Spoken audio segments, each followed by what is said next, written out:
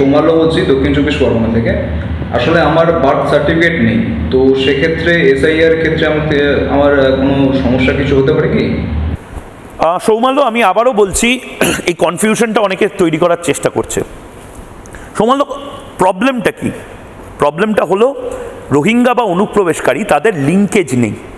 অর্থাৎ এই যে তুমি বাড়িতে বসে দেখছো, আমি এখানে বসে জবাব চাই বাংলা করছি, বা আমাদের অতিথি যাদের সাথে আলাপ করাবো, তাদের যদি ভোটার লিস্টের নামও না থাকে, তাদের বাপ ঠাকুরদা, তাদের জমি জমা বা যদি কিছু নাও থাকে, তাদের 3 পুরুষ 4 পুরুষ এই ভারতেরই তো।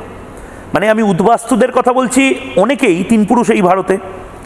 আর কেউ যদি একেবারে মানে যাকে বলা হয় বাঁকুড়া, বীরভূম বা আমাদের রাঢ়বঙ্গের মানুষজন, যাদের মানে পৈতৃক বাড়িটাই হয়তো 500 বছরের, তাদের যে মন্দির সেটাই হয়তো 300 বছরের, তাদের তো মানে প্রতি প্রজন্মে যেভাবে ঠাকুর বা কোনো গয়না বা দলিল যেভাবে হস্তান্তরিত করা হয়, সেভাবে কাগজপত্র করা হয়।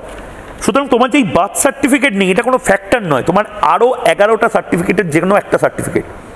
আর দ্বিতীয়ত, তোমার বাবা মা দাদা দিদি বৌদি তাদের যদি নাম থাকে, বিএলও তোমার জাস্ট একটা আইডেন্টিটি প্রুফ দেখবে, ইন্ডিকেটিভ ডকুমেন্ট।